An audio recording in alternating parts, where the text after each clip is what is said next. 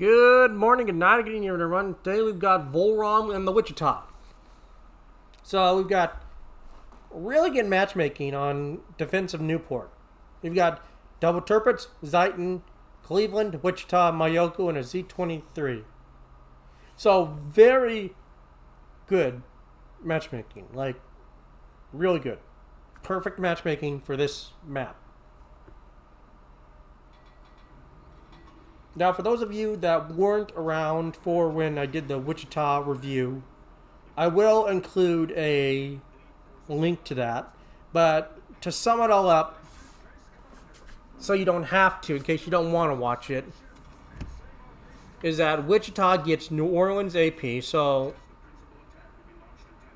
not the best AP. It has a faster reload, but it doesn't have that same. But it doesn't have the punching power that like Rochester, Baltimore, Des Moines. It doesn't have that kind of punching power that the other American cruisers get. It gets New Orleans AP, same kind of caliber gun, but just not the punching power. It gets a faster reload, though. As you can see, Volron with his top grade has it down to 9.2. So it has a better DPM, but it doesn't get the punching power that Baltimore and other heavy American cruisers get. But since it is a Kuma, he's still pinning it. But like if it was a Baltimore, he could easily kill it a lot. It would have that's the difference. It would have that punching power, but it doesn't. So you trade DPM for punching power. Personally, I prefer punching power.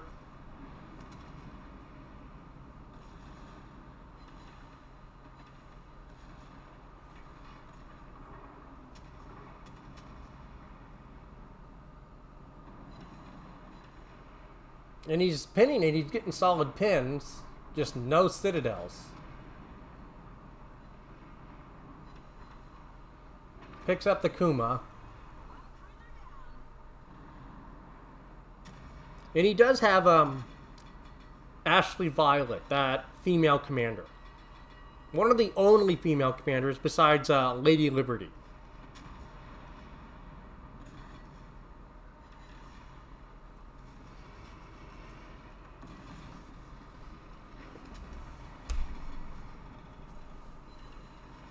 Now the Z was really nice. I think you left him a smoke screen. Doesn't pick up the Furitaka, which is unfortunate.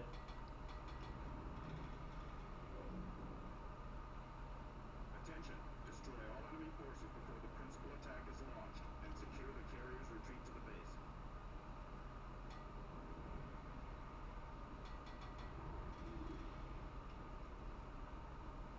This is Space Commander.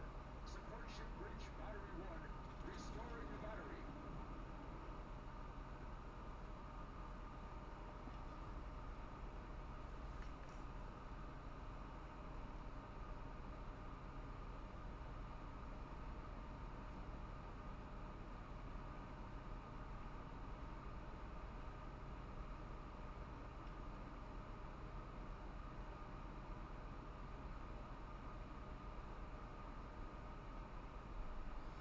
Now he's already moving, I think, to either a new position to shoot.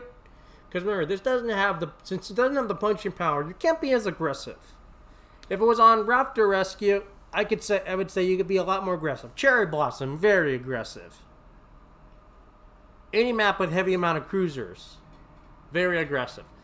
This map, not really. There's a difference taking a Congress, a Baltimore, or some kind of heavy American heavy cruiser with punching power, but the Wichita just doesn't have that ability to. She's a beautiful looking ship, though.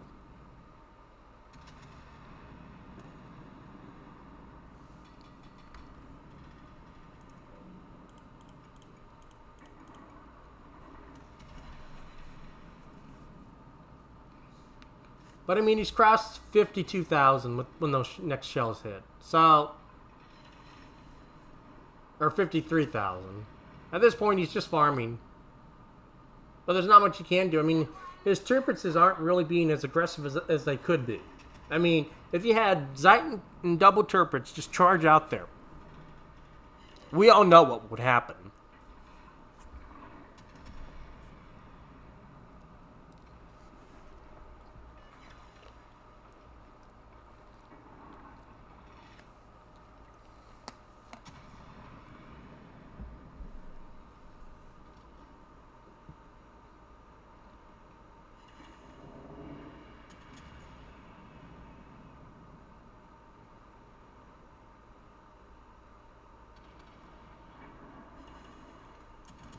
And the weird thing is that Congress and there are American cruisers like Rochester that are $45, but they charge $47 for this ship. I don't understand the logic behind making this ship $47. I mean, it doesn't get a gimmick besides its faster reload.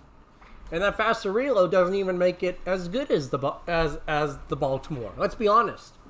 Not many Tier A cruisers can compare with the Baltimore, especially American premium ships.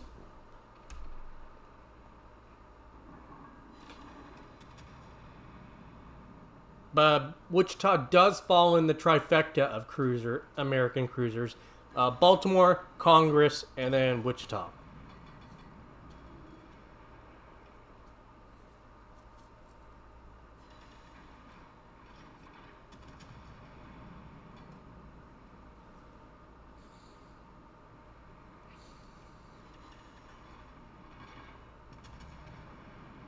Double fire on the Baron.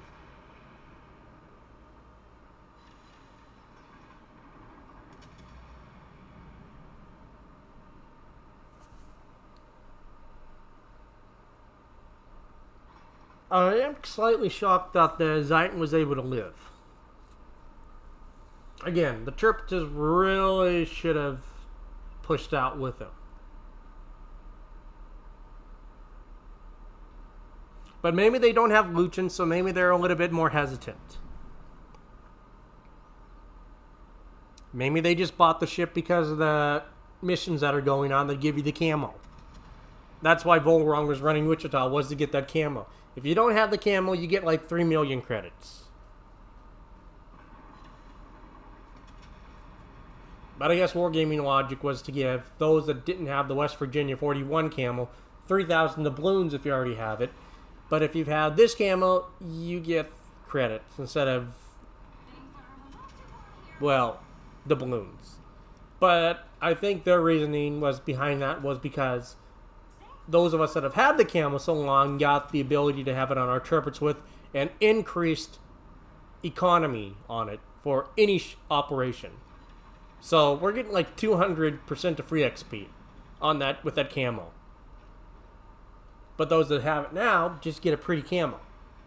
So maybe that was probably their reasoning, is that, well, we gave the ones that already had it this really nice economic boost package, so you don't need credits or doubloons. Still be nice, but I mean, it's 3 million credits.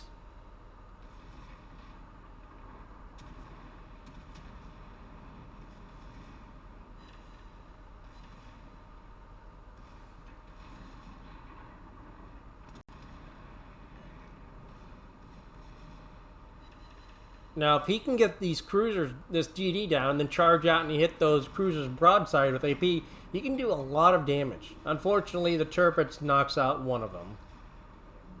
But in terms of, if he keeps up the DD damage, it'll equal more damage than, any, cruiser damage. That was 6,000 to a DD. That adds up. And this is where the DPM of the Wichita really comes into effect. Because remember, Baltimore has, and Congress have, like, 22-second to 15-second reloads. Then you look at top-grade gunner with a Wichita, and you've got double the reload of a Congress, and a third, and 2/3 of what Baltimore's would be. At the exchange of heavy AP punching power. So, that's why it belongs in the top 3 of the trifecta. Because it does have its merits.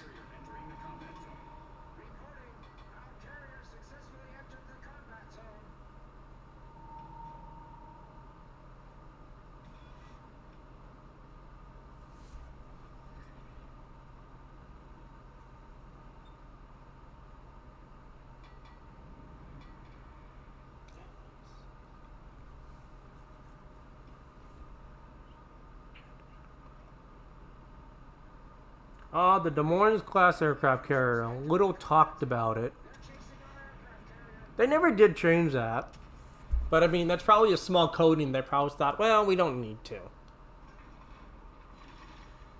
Although, I don't know about you guys, but I would love to have a hybrid Des Moines carrier with Tiny Tims or bombers. I would buy that. Take out the back gunner, put a flight deck on it, and put the Des Moines caliber guns on the front. I'd buy that kind of hybrid. Or even better yet, build it in a dockyard. That would be a fun dockyard if they just did that. Just to say, you know what, we're going to make this ship. I think that would be a very fun ship. I think you would see that thing in clan battles. As long as you balance the rockets or the bombers right. Probably rockets would be my guess. If you balance them right. But again, I think it'd be balanced. The Des Moines already is just for bow tanking and just using its front guns anyway. So it wouldn't have. So it'd just be a Des Moines with one extra less gun.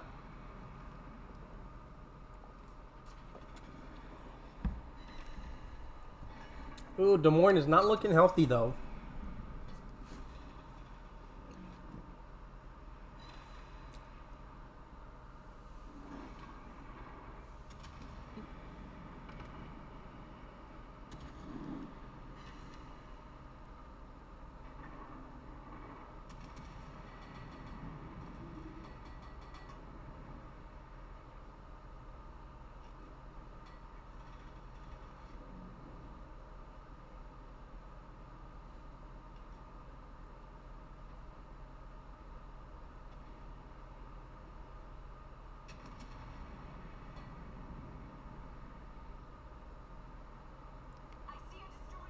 She's in real rough. I would imagine she'd be in real rough shape. I think she lost like 2/3 of her crew.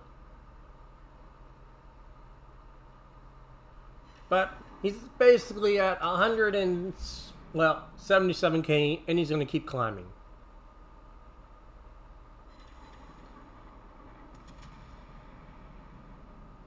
And he's sitting right in that area where the Citadel is. Just, it doesn't have that punching power to punch through that extra armor like the Des Moines and Congress would.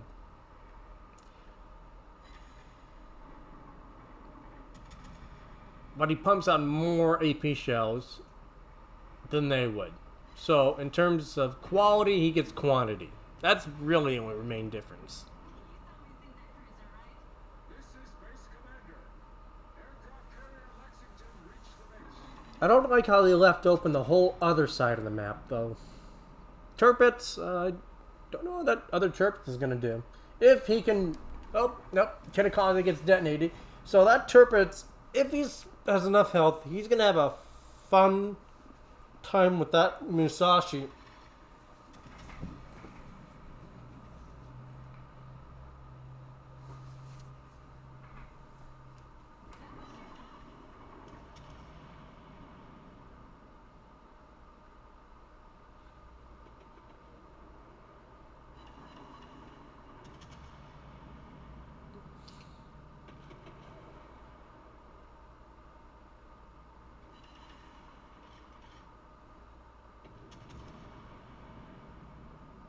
Let's see. Oh yeah, he's got more than enough health.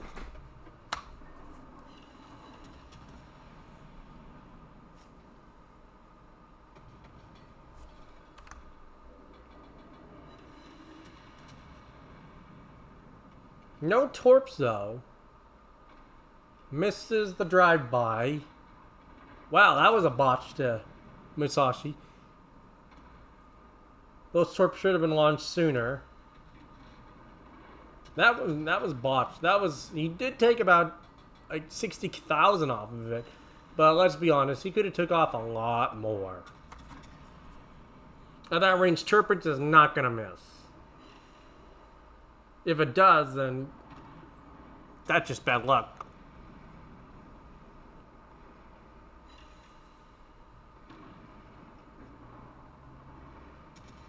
He does pick up the Musashi though on a flood, so good for Tanker. And the other Turpitz looks like he's gonna kill the Yanais now. So that's a GG, with the final damage being, well, so if he gets one more shot off, looks like the other Turpitz missed, so he's gonna get some more damage.